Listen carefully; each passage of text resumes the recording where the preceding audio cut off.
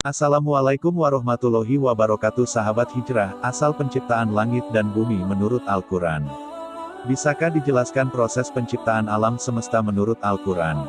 Jawab, Bismillah wassalatu wassalamu ala rasulillah, amma ba'du.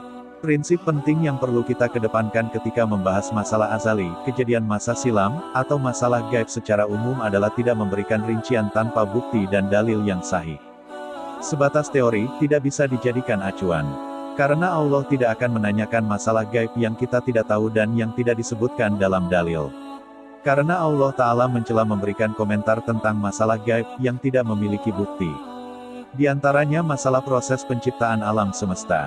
Dalam Al-Quran Allah hanya memberikan keterangan global dan tidak rincin. Hanya dengan mengetahui secara global tanpa menggali yang lebih rincin, itu sudah cukup bagi seorang muslim. Allah tegaskan dalam Al-Quran, yang artinya, Aku tidak menghadirkan mereka untuk menyaksikan penciptaan langit dan bumi dan tidak pula penciptaan diri mereka sendiri. Quran Surat Al-Kahfi, 51. Dalam Fatwa Syabakah Islamiyah dinyatakan, rentang 6 hari yang Allah jadikan waktu penciptaan langit dan bumi, sifatnya gaib. Tidak ada satupun manusia yang menyaksikannya, tidak pula makhluk Allah semuanya. Fatwa Syabakah Islamiyah, nomor 190.003. Proses penciptaan alam semesta dalam Al-Quran. Allah Ta'ala menceritakan proses penciptaan alam semesta dalam Al-Quran. Ada yang bersifat global dan ada yang lebih rincin. Dalam penjelasan global, Allah menegaskan bahwa Dia menciptakan langit dan bumi selama 6 hari. Allah tegaskan hal ini di 7 ayat dalam Al-Quran. Di antaranya, sesungguhnya Tuhan kalian, yaitu Allah, Dialah yang menciptakan langit dan bumi dalam 6 hari, kemudian Dia beristiwa di atas arsy. Quran Surat Al-A'raf, 54. Allah juga berfirman di Surat Al-Furqan. Sungguh aku telah menciptakan langit dan bumi serta segala yang ada di antara keduanya dalam 6 hari, dan aku tidak merasa capek. Quran Surat Qaf, 38. Keterangan lainnya Allah sebutkan di Surat Yunus, ayat 3, Hud, ayat 7, Al-Furqan, ayat 59, As-Sajdah, ayat 4, dan Al-Hadid, ayat 4. Di samping penjelasan global, Allah juga memberikan penjelasan lebih rincin.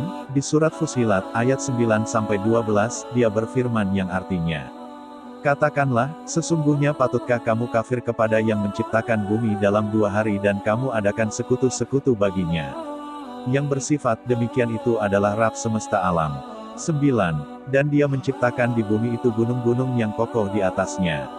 Dia memberkahinya dan Dia menentukan padanya kadar makanan-makanan penghuninya dalam 4 hari. Penjelasan itu sebagai jawaban, bagi orang-orang yang bertanya.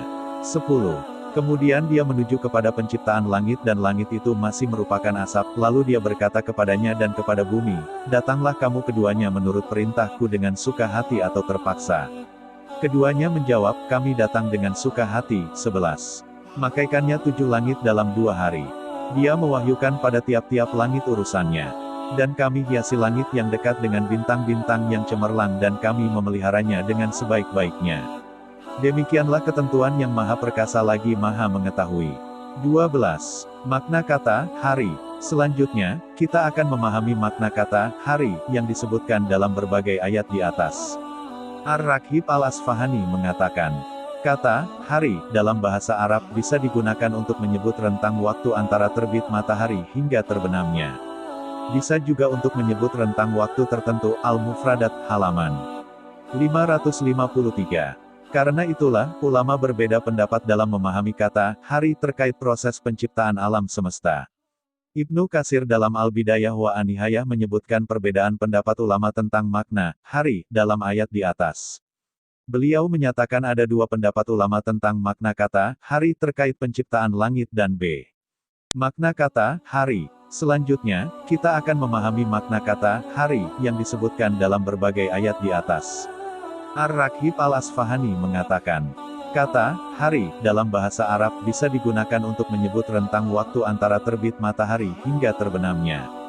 Bisa juga untuk menyebut rentang waktu tertentu, Al-Mufradat, halaman 553. Karena itulah, ulama berbeda pendapat dalam memahami kata, hari terkait proses penciptaan alam semesta. Ibnu Katsir dalam Al-Bidayah wa An-Nihayah menyebutkan perbedaan pendapat ulama tentang makna, hari, dalam ayat di atas.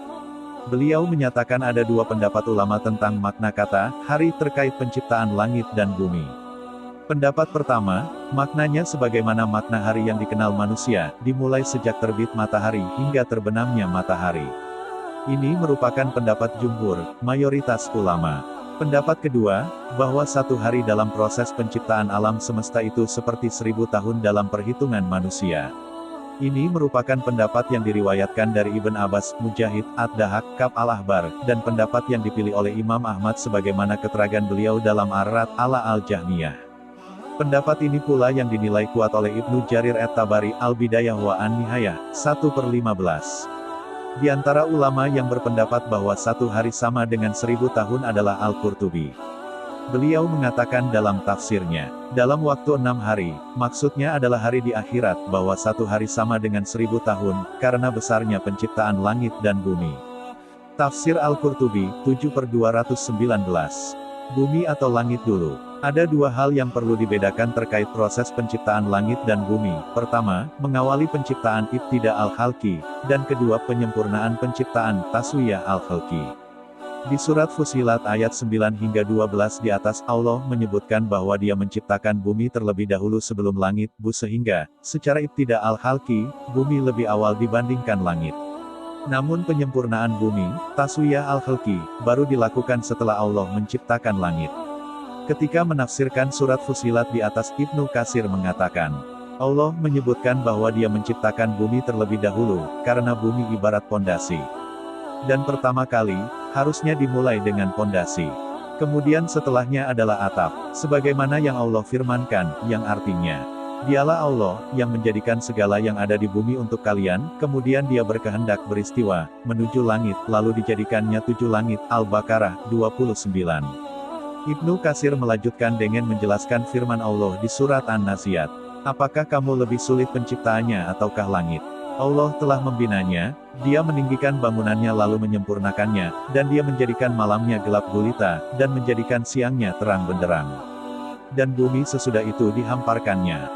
30, Dia memancarkan dari bumi mata airnya, dan menumbuhkan tumbuh-tumbuhannya.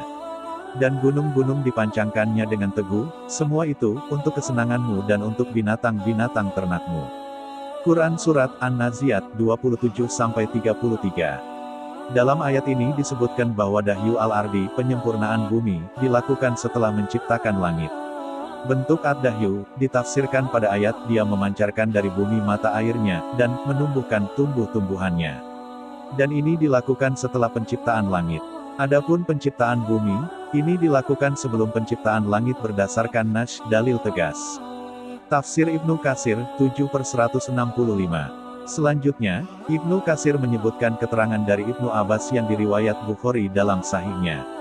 Dari Said bin Jubair bahwa ada seseorang yang bertanya kepada Ibnu Abbas beberapa ayat yang menurutnya bertentangan, diantaranya firman Allah tentang penciptaan langit dan bumi. Orang ini menanyakan, di surat An-Naziat, ayat 27-30, Allah menyebutkan bahwa Dia menciptakan langit sebelum menciptakan bumi. Sementara di surat Fussilat, ayat 9-12, Allah menyebutkan bahwa Dia menciptakan bahwa ada seseorang yang bertanya kepada Ibnu Abbas beberapa ayat yang menurutnya bertentangan, diantaranya firman Allah tentang penciptaan langit dan bumi. Orang ini menanyakan, di surat An-Naziat, ayat 27-30, Allah menyebutkan bahwa Dia menciptakan langit sebelum menciptakan bumi. Sementara di surat Fussilat, ayat 9-12, Allah menyebutkan bahwa Dia menciptakan bumi sebelum menciptakan langit. Jawab Ibnu Abbas, Allah menciptakan bumi dalam 2 hari, kemudian Dia menciptakan langit. Kemudian Dia beristiwa ke atas langit, lalu Allah sempurnakan langit dalam 2 hari yang lain. Kemudian Allah daha al-arda, menyempurnakan bumi. Bentuk penyempurnaan bumi adalah dengan Dia keluarkan dari bumi mata air, tumbuh-tumbuhan. Allah ciptakan gunung, benda mati, dataran tinggi, dan segala yang ada di antara langit dan bumi, dalam 2 hari. Itulah makna firman Allah, bumi dihamparkannya. Sementara firman Allah, Dia menciptakan bumi dalam 2 hari.